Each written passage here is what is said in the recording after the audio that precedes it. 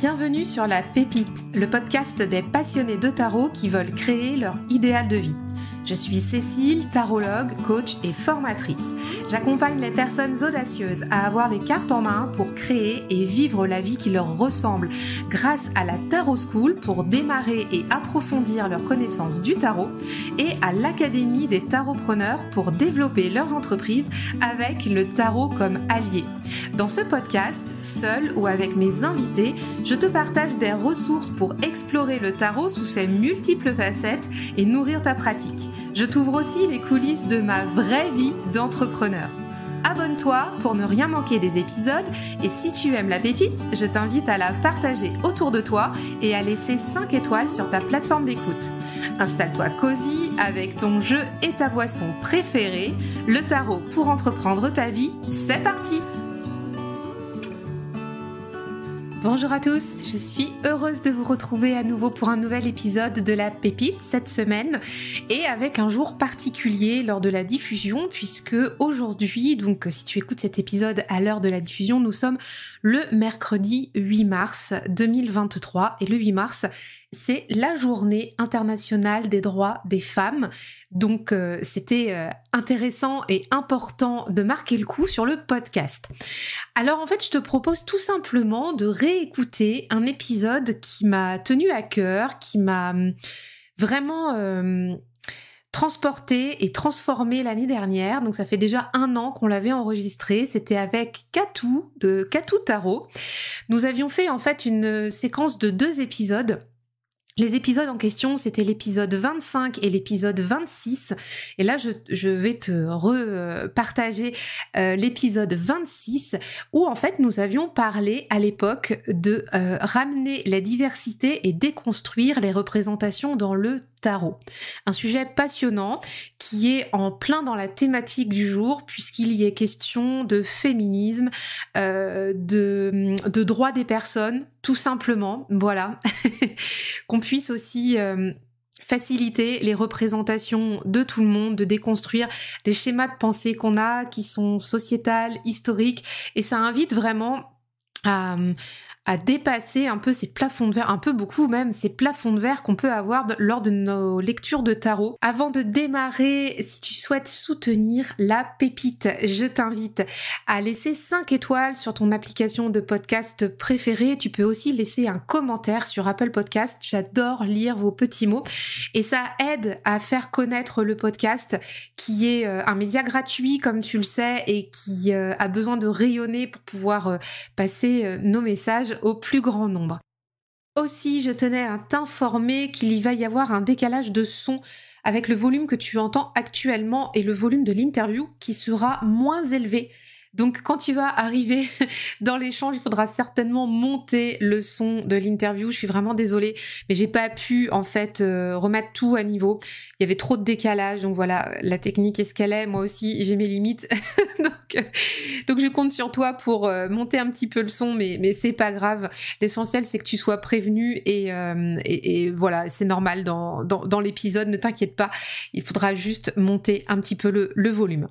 N'hésite pas aussi à nous taguer avec Katou sur Instagram pour qu'on puisse voir, avoir tes retours sur l'épisode du jour. Et puis, sans plus attendre, je te souhaite une très bonne écoute. Et c'est une bonne transition pour passer au sujet qui nous a connectés toutes les deux à l'origine. C'était l'inclusivité dans le tarot, ce dont on va parler maintenant dans cette deuxième partie du podcast. Katou, tu es la voix, en tout cas, moi alors, Katou vient de me faire des grands yeux, vous ne le voyez pas. Moi, mais c'est mon ressenti. Après, voilà, en tout cas dans le milieu francophone, quand on sort un petit peu du milieu francophone, il y a d'autres voix qui portent, mais en tout cas en francophonie, tel qu'on le voit un petit peu sur la communauté, sur les réseaux, une petite communauté assez restreinte, mais tu es le porte-voix un petit peu moi je te vois comme ça, de cette communauté qui porte l'inclusivité, qui porte toutes les différences, toute l'harmonisation de tout ça. Et on va en parler justement avec ce que toi, tu as à nous dire sur les représentations du tarot. Et il y a un chat qui vient de s'inviter avec nous. C'est trop cool. Alors là, on a qui ? Arrête de parler aux pigeons, ça c'est Bablut. Et bablut en bruxellois et en flamand, ça vient de babbelen et ça veut dire papoter. Donc elle est une grande papoteuse. Eh ben, Donc c'est cool qu'elle évidemment, nous rejoigne. ça va, elle va manger la pâtée derrière, donc on ne devrait pas entendre le son des croquettes. C'est excellent qu'elle nous rejoigne maintenant, tu vois, pour papoter de ce sujet-là. On va parler de tout ça, Katou. Comment t'as fait le... Alors, on en a parlé un petit peu tout à l'heure avec le Little Red Tarot, la boutique anglaise, comment t'as connecté à ça avec ton parcours de féministe. Mais vraiment, en fait, à quel moment, enfin, comment ça s'est mis en place? T'as plein de jeux qui portent cette inclusivité. Moi, c'est pas mon domaine. Je voudrais vraiment que tu nous expliques comment ça se passe, par où tu as tiré le fil de la pelote de laine et comment toi tu travailles ça au quotidien. Vaste sujet, mais je te laisse l'emmener et nous emmener avec toi dans cet univers. OK. Bah, j'ai quand même commencé par, la question des termes. Je suis pas très, très fan d'inclusivité parce que, c'est assez symbolique en fait de l'aspect marketing de la chose. Dans inclusivité, on a l'idée qu'on va inclure dans quelque chose plus de diversité, dans, les corps, diversité, au niveau des représentations et tout. Sauf que inclusivité, souvent, ça n'amène pas forcément le noyau à se remettre en question, juste à ramener ce qui est souvent des espèces de petites cautions, de petites médailles. Regarde, j'ai fait mon travail de féministe ou d'antiraciste ou d'anti-handiphobie ou quoi, mais qu'il n'y a pas vraiment de remise en question de la structure. Donc, c'est pas un terme que j'adore et je trouve que le plus intéressant, c'est de décentrer le tarot. Donc, on est beaucoup plus de personnes aussi, pas juste dans les représentations, mais dans les personnes qui vont créer des tarots, qui sont amenées à écrire dessus, les voix qu'on va amplifier dans la communauté, qui sont pas forcément les personnes qui ont eu le poids sur le discours, sur le tarot historiquement. Donc, je préférerais dire de décentrer et d'élargir le tarot plutôt que l'inclusivité, parce que maintenant c'est vraiment devenu un argument commercial et je préférerais qu'on soit sur une démarche qui est plus profonde et qui nous permette d'aller plus loin et de plus remettre en question la structure du tarot. Pour moi, quand je suis arrivée au tarot, cette question de qui on voit, de quoi c'est le reflet et tout, c'est pas du tout un parti pris ou un choix, c'était juste, je peux pas utiliser cet outil et je peux pas, pour moi et pour d'autres, s'il y a pas cette réflexion qu'on peut porter à la fois dans nos interprétations des cartes et comment on les analyse et aussi dans le choix de jeu dont les représentations vont être plus variées. Alors il y a des personnes qui en ont pas grand chose à foutre de ce qui est sur les cartes et qui vont plutôt se concentrer sur les interprétations et d'autres qui ont vraiment plus besoin de la représentation et qui vont rester sur des interprétations plus classiques, d'autres qui font un peu un mélange des 2. Mais ça, on reviendra dessus, mais c'est vrai que c'était ce truc, c'était vital. Puis surtout, j'ai rapidement sorti mon tarot dans des événements plutôt queer et lesbiens et bi, et donc trans. Et du coup, j'avais pas le choix.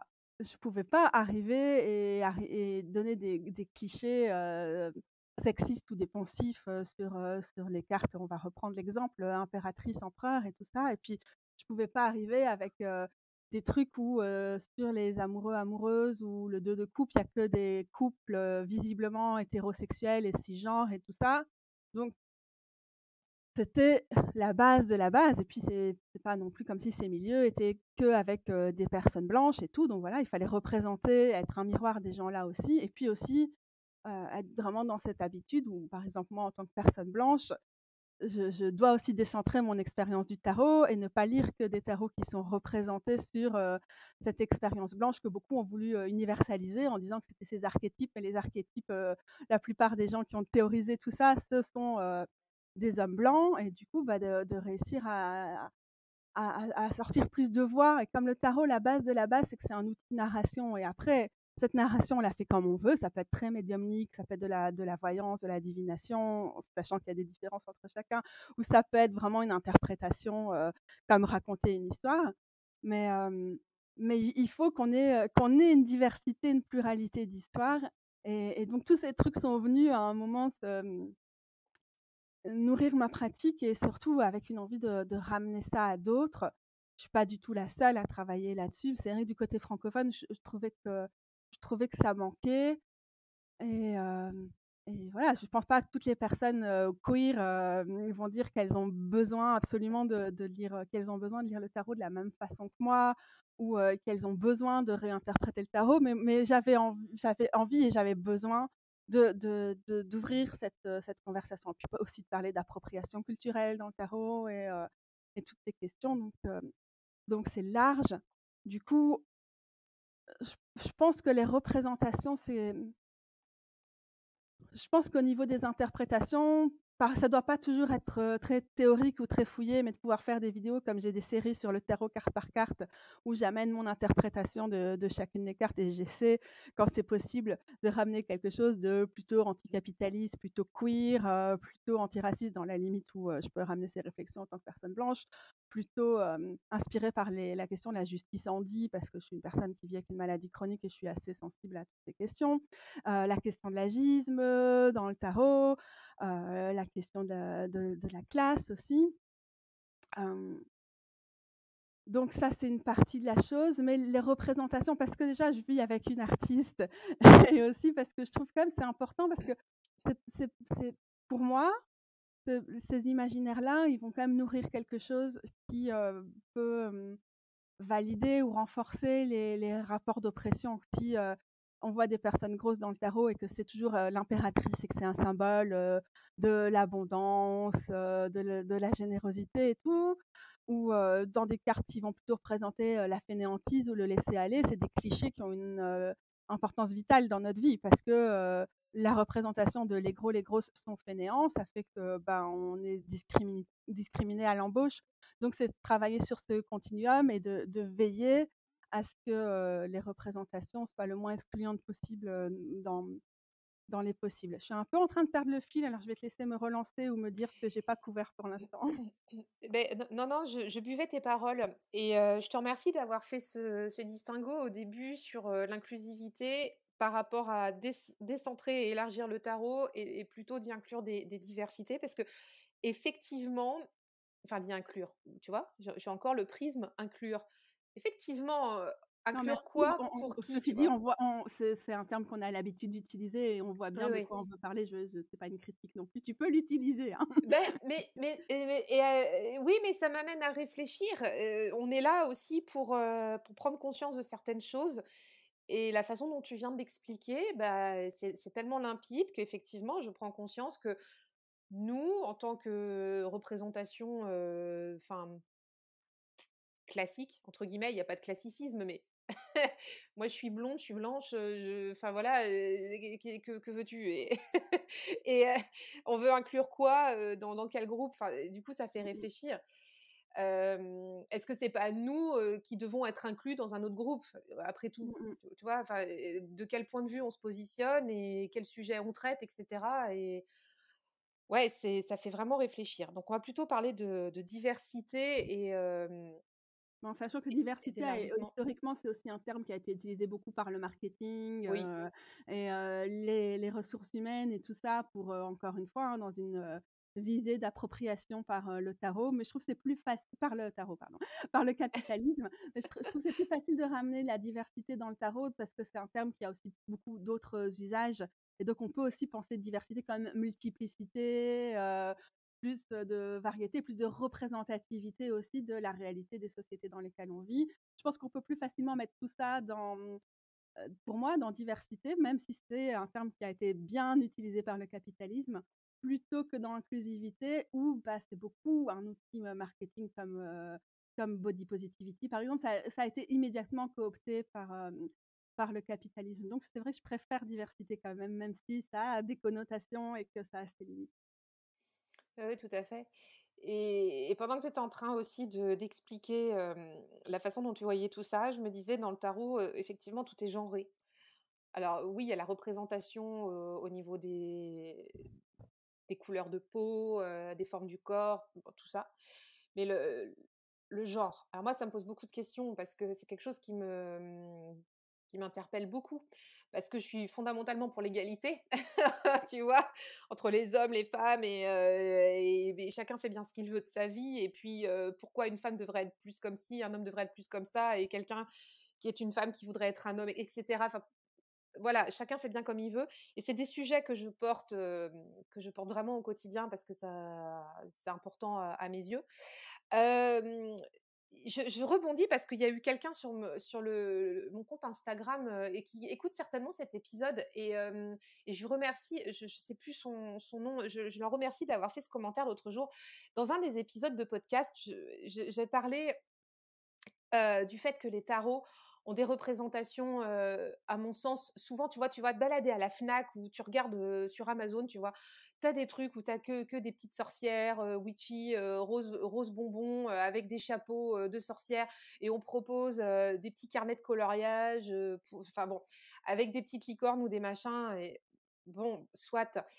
Et moi, je trouve que c'est pas aider c'est pas aider la condition de la femme, ni la condition de l'homme d'aller genrer à ce point, des thématiques dans les rayons, des magasins. Pour les enfants, je suis très vigilante à ça. D'ailleurs, je suis abonnée au compte, Pépites sexistes sur, Instagram et je partage ça à mes garçons qui ont 10 ans.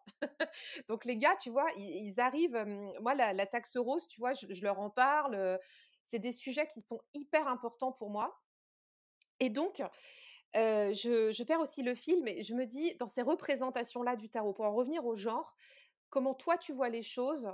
Parce qu'on va dire: «Oui, une impératrice, elle est plus comme ci, un empereur, il est plus comme ça» et puis on voit que c'est vraiment du féminin et que c'est du masculin. Mmh Comment mh. quelle est ta perception de ça?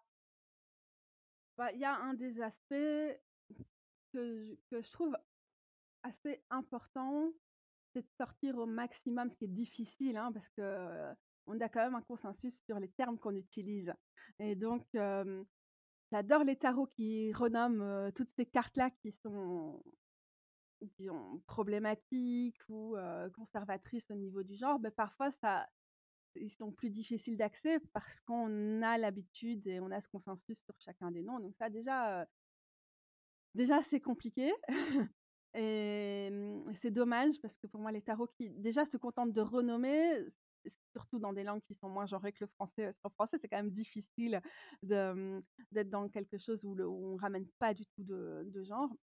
Mais c'est déjà un grand effort pour que notre cerveau sorte de ce truc de, on va forcément associer toute cette liste de mots-clés d'interprétation qui peut être liée à l'empereur à quelque chose de plutôt masculin, plutôt féminin.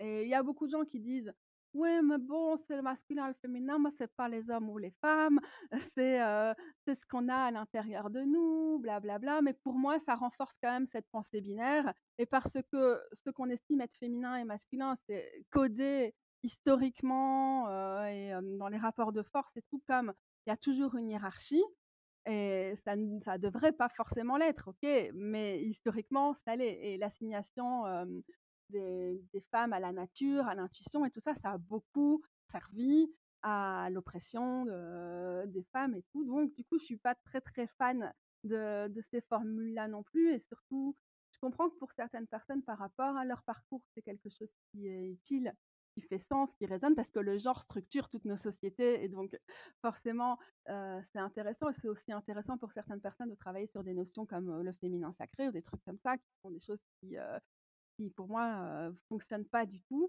Parce que derrière ça, derrière ces associations-là, bon, il y a quand même un consensus dans le tarot, c'est pas les hommes ou les femmes, mais c'est quand même masculin ou féminin.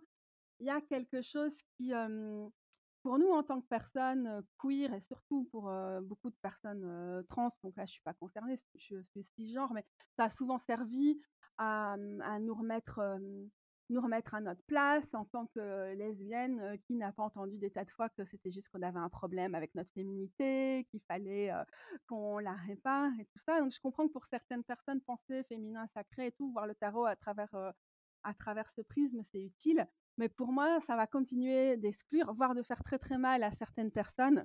Par exemple, bon, bah, il y a des personnes non binaires qui justement vont utiliser, heu, les catégories de genre et en même temps pour dire que, qu'elles sont, heu, qu'elles sont au-delà, mais aussi il y a une volonté pour dans une optique non binaire de pas rester forcément toujours ancrés là-dedans et que, bah, ça nous fait violence et et donc voilà, je suis pas fan de ces catégories et pour moi, il faut, au maximum les sortir du tarot, mais en même temps, voilà, j'aime bien aussi les tarots qui conservent, quand même les noms, traditionnels qui font qu'on ne peut pas s'empêcher d'avoir quand même un imaginaire, quelque chose qui vient dans notre tête, qui est des associations de genre pour à travers leur représentation, à travers comment ces personnes, créateurs, créatrices écrivent sur le tarot, de ramener vraiment autre chose et de les dissocier, du genre, du corps et du genre du sexe, assigné, toutes ces choses. Mais c'est loin d'être facile et je pense qu'il faut penser ça quand même d'une façon intersectionnelle et que c'est important de réfléchir ça, cette question du genre, mais aussi, bah, oui, les articulations, les imbrications avec toutes les autres questions, donc les questions de la race, de la classe, de la corpulence et de toutes les autres choses qui viennent s'ajouter dans, les représentations et la compréhension, du tarot. On voit peu de tarots avec des peaux noires, avec des personnes âgées. Il y en a pas des Ouais, quand les masses, hein. personnes âgées sont pas symboles de, Non. l'ermite ou de la sagesse et donc ça, c'est un problème. C'est que le tarot fonctionne très, très fort avec la symbolique. C'est la base du tarot, mais que ces symboliques souvent, pour moi, vont renforcer, quelque chose qui est pas du tout en dehors des rapports, des rapports sociaux et donc oui, bah, oui, les enfants, c'est, la naïveté, la candeur, l'émerveillement et les personnes âgées, c'est, la sagesse, c'est tout ce qu'on a acquis, c'est le statut social aussi parfois et puis on va voir que dans ces tarots qui se veulent inclusifs et donc ils vont mettre leur petit quota, de personnes, par exemple des personnes racisées, bah, pour pas tu parles des personnes noires, on va aller voir dans la force qui va nous ramener quelque chose, alors la force, elle a rien de bestial, mais dans les représentations, on va avoir ce côté qui a longtemps et qui vaut encore maintenant dans un contexte, où la colonisation est pas si loin et elle a encore des effets au quotidien, où voilà, on va assigner le corps des femmes, et des hommes noirs d'ailleurs, pour le coup, des personnes noires, en général, à une, certaine forme de bestialité ou un côté, plus sauvage quand on va les voir. C'est Azalee Earthwork que je conseille beaucoup, qui fait une liste des tarots, qui justement sont inclusifs au niveau des représentations des personnes queer, trans, et racisées, de couleur comme, elle dit en anglais et c'est ce truc de pourquoi on voit surtout des personnes noires dans les bâtons? Parce que c'est voilà, il y a vraiment quelque chose de le feu, tu sais, ça nourrit aussi un univers, raciste ou en tout cas ça a souvent été utilisé. Puis on peut dire, voilà, pourquoi on voit surtout des personnes noires, des personnes grosses par exemple dans les pentacles quand on les voit? Bah, parce qu'on est ramené à notre corps ou à notre rapport à l'alimentation ou à des trucs comme ça. Et donc toutes ces choses-là, parce que le tarot fonctionne par des symboles et va assigner, des éléments visuels à des qualités, des attributs et cetera, bah, souvent, ça ne fait que renforcer des stéréotypes qui en vrai sont pas juste: «Ah, c'est des stéréotypes, c'est pas grave, on n'est pas obligé de le lire comme ça». Non, dans la vie quotidienne, des personnes concernées, dans comment nous on se positionne dans les rapports de pouvoir et qu'on continue à véhiculer de l'oppression et de la domination, c'est des représentations de qui véhiculent de la domination quoi et de l'exclusion aussi. Ouais, Mmh. je te rejoins tout à fait sur la représentation des personnes, de peau noire dans le tarot. Je me suis fait la même réflexion dans la semaine. Je regardais, je sais plus, je regardais des tarots sur internet et il y en avait un qui m'avait tapé dans l'œil et puis je sais plus, la carte de la force, c'était une personne noire, alors qu'il y avait, d'autres cartes où finalement la représentation aurait pu être faite, mais c'était sur cette carte-là et je me Mmh mh. suis dit: «Bah, voilà encore une, représentation, consciente ou inconsciente, de la colonisation» et c'est exactement ce qui m'est venu en tête quand j'ai vu Ouais. cette carte-là. Aussi sur Heu, les personnes trans, quand tu as des ouais. tarots qui veulent faire genre inclusif et on va toujours représenter des personnes trans en mettant en avant, le corps, les organes génitaux pour prouver quelque chose, Mmh. en termes de genre par rapport aux personnes trans. Donc on va encore une fois les assigner à, à quelque chose et à véhiculer, quelque chose de limitant par rapport au corps d'une personne trans en général. Enfin, il y a plein de façons d'être une personne trans et le corps d'une personne ne va pas nous dire forcément, comment elle vit son genre, quoi. Et c'est un paradoxe parce que malgré tout, ces représentations-là aident quand même à, comme on disait tout à l'heure, à élargir en fait, Mmh mh. toutes les vues qu'on a par rapport au tarot et à la société, même si elles restent encore, tu vois, Mmh mh. stéréotypées quelque part, mais elles font quand même avancer les choses aujourd'hui au moment où on en parle, ça fait partie du processus. Est-ce que tu as cette même vision ou pas du tout? Je sais pas si ça fait partie du processus parce que c'est à quelque chose où ça normalise quand même l'assignation, de certains corps à certains de ces attributs ou de ces stéréotypes. Mais ça il y a certains de ces jeux-là qui sont des clichés, où il y a des jeux qui sont de bonne volonté, mais qui quand même continuent à en Ouais. véhiculer certains, mais qu'on a quand même parce que le tarot est à la mode et que c'est quand même une bonne chose parce que cette demande crée un appel pour la diversité, une possibilité aussi pour, les artistes, qui travaillent dans tout ça de ramener, plus de choses et d'avoir plus de chances de réussir des campagnes de récolte de fonds ou d'être, acceptés, auprès des maisons d'édition et tout ça. Qui fait que quand même, il y a du mouvement. Alors est-ce que ces tarots-là, où il y a quand même encore beaucoup de choses qui sont, problématiques, qui sont faites toujours par les mêmes personnes et qui jouent juste la carte de la diversité ou de l'inclusivité parce que ça fait vendre, est-ce qu'eux nous disent qu'on est sur la bonne voie? Je sais pas. Mais en tout cas, il y a beaucoup, beaucoup de tarots maintenant, surtout au niveau des tarots indépendants, mais pas que, sont vraiment dans le changement et ça bouge et ça fait du bien. Et c'est plus, c'est OK, c'est peut-être pas la majorité des tarots, mais maintenant c'est impossible quand on choisit, son tarot, son premier tarot ou ses tarots de prédilection, de se dire: «On n'a pas le choix, on est obligé de prendre quelque chose qui joue sur les clichés ou qui a beaucoup de défauts». Il y a toujours des trucs sur lesquels on adhère moins quand on choisit un tarot. C'est rare qu'il y ait un tarot qui soit 100 parfait et on se retrouve dans toutes les représentations, mais ouais, ça bouge, ça bouge. Mais par contre, il faut que ça aille de pair aussi avec, quelque chose qui va changer dans nos interprétations et l'exemple de masculin-féminin et de à quel point ça peut, exclure certaines personnes ou faire mal à certaines personnes, c'est déjà quelque chose, mais voilà. Surtout quoi, surtout par rapport, je pense que c'est ce que j'essaie de montrer dans ma série, le tarot carte par carte, tout ce que j'étais Mmh. en train de faire là en parlant des arcanes, majeurs.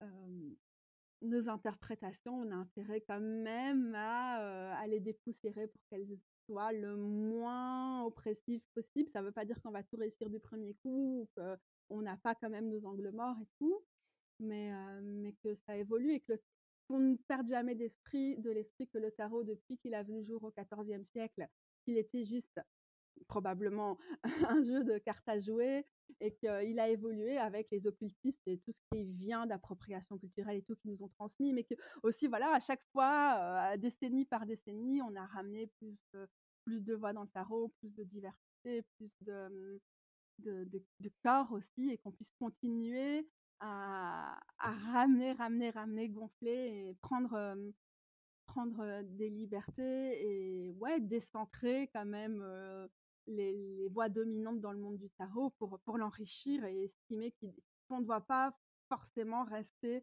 sur, sur des visions, qui sont réductrices quand même, qui nous empêchent, d'évoluer. C'est des choses, toutes bêtes quoi, mais parfois on va juste se dire: «OK, le 8 d'épée, c'est des pensées limitantes» ou des choses comme ça, mais c'est encore quelque chose qui va souvent ça peut individualiser des rapports de pouvoir et parfois on a vraiment des choses qui nous des rapports de pouvoir dans notre position dans la société et tout, qui font que, bah, oui, on est coincé et que juste dire: «C'est des pensées limitantes» va pas forcément aider. Ça veut pas dire que les pensées limitantes sont pas des aspects du 8 d'épée, mais que ce serait dommage de le voir que comme ça. Donc c'est pour chacune des choses d'avoir des réflexes comme ceux-là ou d'enlever une partie de nos réflexes pour, être plus large ou bien d'avoir quelque chose où, les pentacles, c'est l'argent ou la carrière ou des choses comme ça ou une notion de productivité qui vient avec les bâtons, mais du coup qui sont un idéal de corps valide, de corps en bonne santé, qui est du coup, bah, soutenu par l'industrie, du bien-être et l'injonction individuelle qu'on a à entretenir nos corps, à être productifs, qui est aussi vecteur d'exclusion. Par exemple, pour, les personnes grosses et les personnes handicapées. Donc, c'est toutes des petites choses qu'on peut garder en tête tout le temps quand on lit le tarot pour être le moins excluante possible. C'est passionnant. Merci, merci pour tous ces partages, Katou, c'est vraiment passionnant. Est-ce que, tu en présentes, tu des chouchous dans ta tarothèque? Ah Des ouais, bien Ah sûr! ouais, carrément! En tout cas, la bonne nouvelle que j'ai lue cette semaine, c'est que le Fifth Spirit Tarot, Oui, donc en français, ça deviendrait le tarot du 5e esprit, va être publié l'année prochaine en mass market. Donc ça veut dire qu'il va être édité par, Hay House qui est vraiment publié énormément du côté anglophone. Bon, pas toujours qualité d'impression, donc on croise les doigts au niveau technique.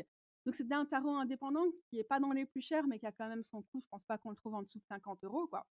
Et donc dès l'année prochaine, il va être accessible pour probablement une vingtaine d'euros. Donc ça, c'est des super bonnes nouvelles. Et puis une fois que tu as des grosses maisons d'édition, anglophones qui les rachètent, c'est plus facile pour les francophones de racheter les droits aussi.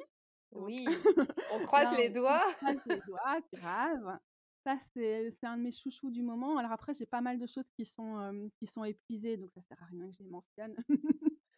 Parce que bon, Ah, si tu as vraiment des coups de cœur dans les tarots épuisés, on sait jamais sur les sites de seconde main dont on parlait, on peut on peut-être les parlait tout à trouver. l'heure du Théa, c'est vrai que celui-là, on Oui, peut le trouver et il est plus ancien, donc il y a des choses qui fonctionnent moins bien, mais je l'aime vraiment beaucoup. Le Slowler, d'après moi, il est vraiment introuvable, donc je ne vais pas revenir là-dessus, mais c'est vraiment un de mes chouchous aussi. Alors il y a des tarots comme le Next World Tarot, que là, on peut quand même trouver du côté de notre côté de l'Atlantique. Il y a un tarot, dans un univers post-apocalyptique, mais qui est plus que jamais d'actualité, qui est créé par, une artiste, d'origine cubaine, pardon, qui vit aux États-Unis et qui est vraiment mais riche, riche, riche au niveau des représentations des corps et qui nous invite là, pour le coup, vraiment à rentrer dans, dans un univers, donc je l'adore. Je trouve pas que c'est le plus facile pour les lectures, mais pour ce qui rapporte au tarot, il est dans mon top 5 sans problème. Dans les jeux que publie, Liminal Eleven, qui est une nouvelle maison d'édition, qui veut être plus diverse et située en Angleterre, il y a quand même des choses qui sont assez intéressantes et puis il y a beaucoup de tarots qui sont édités par la suite en français aussi parce que, il y a les droits sont pas mal revendus du côté francophone.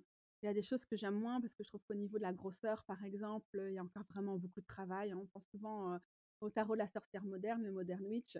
Pour moi, bon, si tu as 2-3 personnages qui sont légèrement plus gros, mais pas très, très gros, bah, tu passes un peu à la trappe, et tu passes à la trappe pour moi et tu passes à côté de quelque chose en général. mmh. Mais ça fait quand même partie de ces tarots-là qui viennent ramener, autre chose. Donc ça, c'est mes préférés, mais bon, c'est surtout basé sur mes propres goûts. Ça veut pas dire qu'il y a que ça, mais je suis aussi comme tout le monde, je suis difficile et j'ai mes préférences. Et Et alors je pardon, dis-moi. quand tu les choisis, ces tarots-là, justement, qu'est-ce qui t'accroche et qu'est-ce qui fait que tu vas flasher dessus? Ce qui est bien, c'est que maintenant on a vraiment plus de diversité, plus de Yes. choix dans le tarot, donc on peut se permettre, on doit plus se dire comme il y a 6 ans, «Bon OK, c'est pas parfait, mais ça va, allez, on essaie». Maintenant, on peut vraiment se permettre de faire la fine bouche et donc pour moi, en tant que personne grosse, c'est tout de même ça qui compte le plus pour moi. C'est qu'il y ait vraiment un spectre quoi, qu'il y ait un éventail dans les représentations des personnes grosses, qu'elles soient pas toujours dans le même type de carte, qu'elles puissent aussi être dans des cartes actives.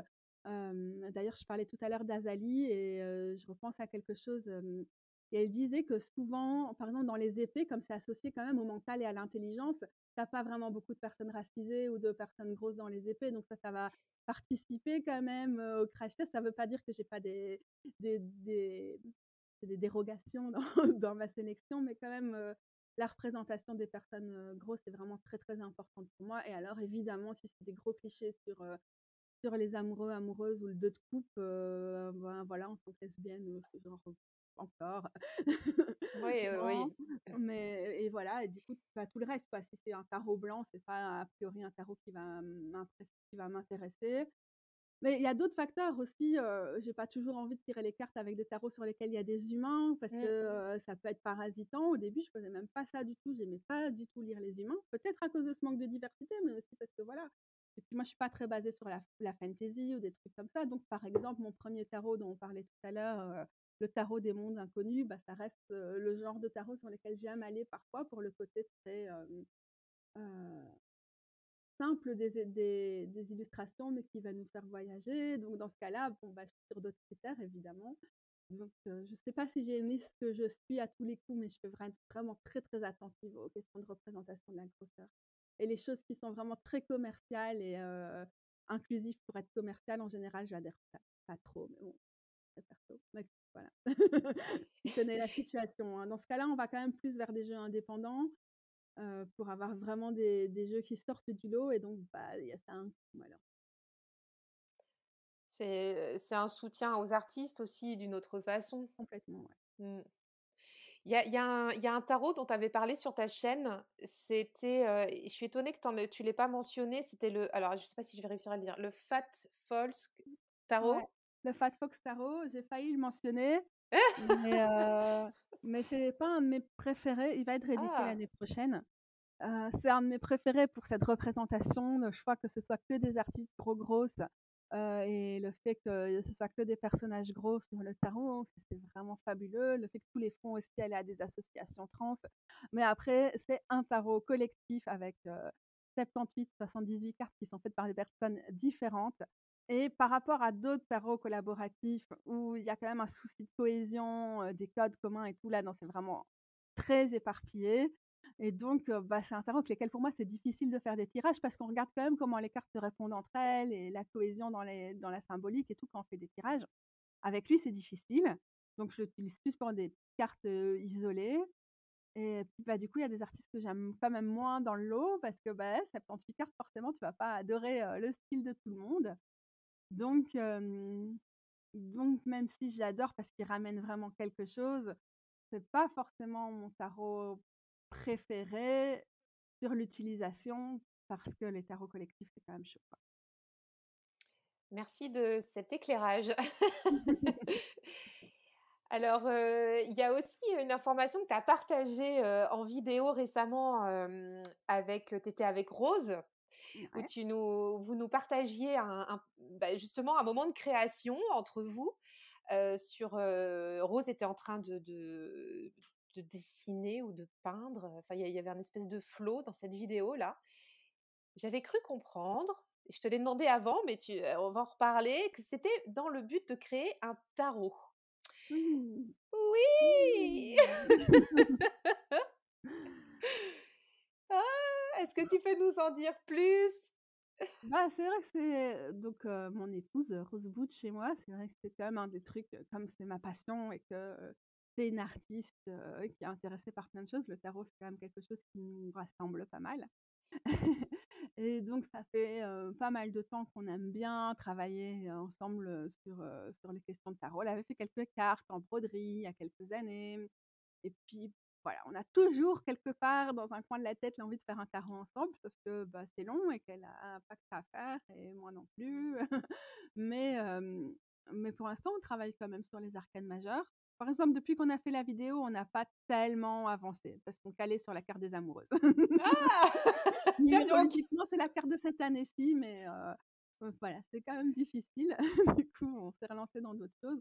Donc elle dessine, elle va, c'est une à la base, c'est qu'elle est peintre, donc elle va surtout ramener, la richesse de son univers de peintre dans tout ça. Puis on discute ensemble entre, mes envies très, théoriques et parfois pas très rigides sur ce que j'ai envie de mettre dans la carte et puis ce qu'elle, elle a envie de faire intuitivement et tout. Donc c'est ça qui prend du temps aussi, hein, c'est on n'est pas toujours sur la même longueur d'onde, mais on se laisse porter pour, créer à un moment, un tarot. Donc ouais, on avance sur les majeurs, on a déjà un peu travaillé sur les suites, mais c'est ça doit encore évoluer parce qu'il faut vraiment qu'on se mette aussi quand même d'accord sur la symbolique et OK, on a commencé à travailler sur les coupes, mais comment on peut déjà juste représenter l'élément d'eau et les coupes et tout, ça va être très, très lent, c'est pas pour demain, mais c'est quelque chose qui est important pour nous et ça nous permet aussi de partager nos passions et nos points communs et tout ça et puis, espérons-le à un moment ramener ça au monde. Génial! C'est une super nouvelle. Bah, ça effectivement, la création, ça prend du temps. En plus, comme tu disais, il y en a 78 des cartes à créer, donc autant de possibilités. Et puis on fait ça à l'ancienne aussi et on n'est pas très axé sur, le digital et tout donc comme Rose elle travaille vraiment la matière, c'est compliqué aussi de garder en tête: «OK, mais qu'est-ce qu'on va pouvoir faire après au moment de la digitalisation du tarot pour, l'améliorer et tout?» et donc voilà, tous ces aspects-là, on sait que ça va nous prendre un temps pas possible parce que ni l'une ni l'autre, c'est notre terrain de prédilection donc on se laisse porter.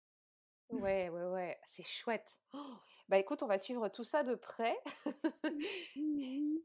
Est-ce que, est-ce que tu as des actualités à nous partager ou des infos que tu aimerais, nous transmettre? J'ai pas particulièrement de d'actualité ou de plan parce qu'en tant que malade chronique, c'est vrai que c'est difficile pour moi d'avoir des plans et de m'y tenir donc je me laisse porter par rapport à tout ce qui compte pour moi. Je prends les inscriptions à ma newsletter, donc j'espère quand même bientôt, lancer la newsletter, mais encore une fois, peut-être que ce sera dans une semaine, peut-être que ce sera dans 2 mois, j'en sais rien. Pour l'instant, je suis à fond dans les vidéos, c'est ça qui me plaît le plus et c'est là que j'ai une facilité dans le partage, donc j'espère reprendre, je suis dans la série des bâtons et j'espère reprendre la suite des bâtons pour l'analyse carte par carte, ça ira de pair avec des mots clés sur, le blog et tout ça. Sur Instagram, on m'a redemandé plus de choses sur l'approfondissement du tarot, donc je vais certainement refaire des vidéos là-dessus. J'ai envie de continuer des reviews de tarot spécifiquement queer aussi sur ma chaîne, donc voilà, mais Génial. voilà, ça va prendre son temps, il faut essayer de nourrir le blog en même temps parce que, bah, les vidéos, c'est pas pour tout le monde, donc voilà où j'en suis et les tirages de tarot, c'est toujours quelque chose que j'aime bien faire, mais c'est pas quelque chose que je fais souvent. Donc il D'accord. faut me suivre plutôt, sur Instagram ou, dans la newsletter pour être tenue au courant si jamais à un moment je fais des tirages, franchement je sais pas, je me laisse porter. Parfois j'ai envie de faire un truc et puis c'est complètement autre chose qui m'appelle et voilà, j'ai pas d'actualité particulière du coup à part continuer ce que je fais déjà. Et C'est déjà super et pour la newsletter, on peut, passer par Instagram, c'est ça? Mais on mettra le lien dans les notes de l'épisode, mouais, je te remettrai le lien. si on Je veut te s'inscrire. renvoie ça comme ça tout le monde peut cliquer. Yes et donc je mettrai aussi, le compte Insta, le compte YouTube pour qu'on puisse te retrouver. C'est Merci. tellement riche d'enseignements. Moi, je vous conseille vraiment tous d'aller suivre, Katou, sur Insta, sur YouTube. C'est du velours, du bonbon. Et puis une dernière chose avant qu'on se quitte, est-ce que tu as des ouvrages, à nous partager, des bouquins qui te tiennent à cœur? On en a déjà parlé un petit peu, hein, des références, mais pas Mmh mh. Jodorowsky, on a compris, hein, mais Non, bah, oui. et Bah, du coup, d'autres? ouais, j'allais rester sur ce dont on était, en train de discuter et comme tu Oui, sais que je lis et que j'écoute surtout, en anglais sur le tarot, je suis un peu rabat-joie.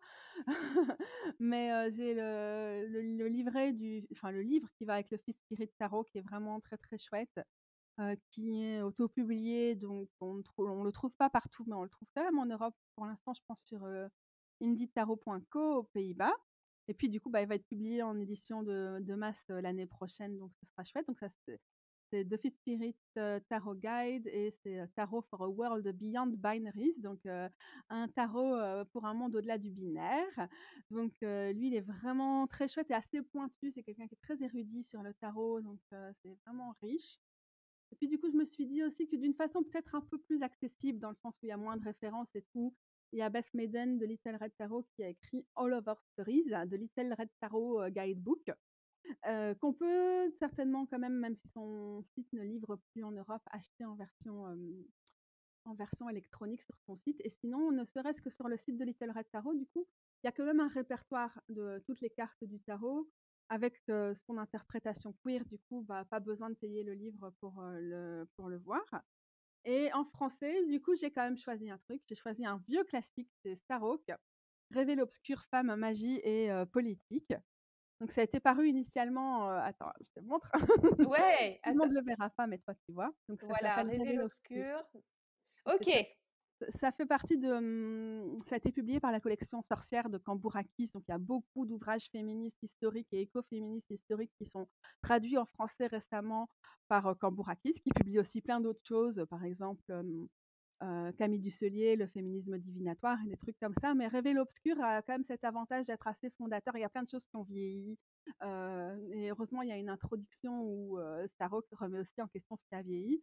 Mais c'est une militante de super longue date qui va utiliser son expérience en magie plutôt dans les sphères dianiques, de Wicca dianique ou liées au mouvement de la déesse, la grande déesse et tout. À cette époque, c'était très en vogue, mais aussi avec son investissement dans les luttes écologiques. Et c'est vraiment, vraiment très, très chouette de comprendre ce point de vue féministe-là, parce qu'il a une puissance historique et que ça permet quand même de ramener, de ramener une réflexion, quelque chose de très, très inspirant dans, dans nos pratiques, pas que du tarot et nos pratiques spirituelles. Et puis, ça met l'obscur au centre et pas forcément la lumière, mais ça nous permet d'aller dans les profondeurs, dans la régénération, dans le silence aussi parfois. Donc, tarot, c'est vraiment très très chouette en français. Ok, super, j'ai noté. On va le mettre aussi dans les notes de l'épisode pour que les auditeurs puissent aller voir un petit peu où le trouver. Je pense qu'on arrive à la fin de ce beau partage, de Les ce gens sont merveilleux encore partage. là. Félicitations, c'était long quand même. Hein. Je te remercie beaucoup, Katou, vraiment très chaleureusement du fond du cœur de tous ces beaux partages que tu nous as livrés aujourd'hui.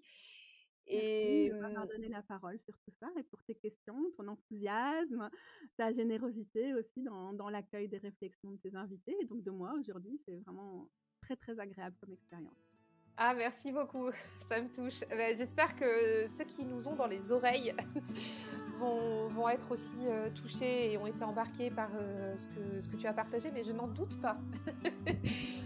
Bon, en tout cas, on a eu beaucoup de plaisir à réaliser cet épisode. Donc, merci beaucoup, Katou. Et puis, je te dis à très bientôt. Et puis, pour la suite des échanges, c'est sur Instagram, soit sur mon compte, soit sur celui de Katou. Voilà. on s'en reparle du coup sur Insta tout bientôt. À bientôt. Ciao, ciao.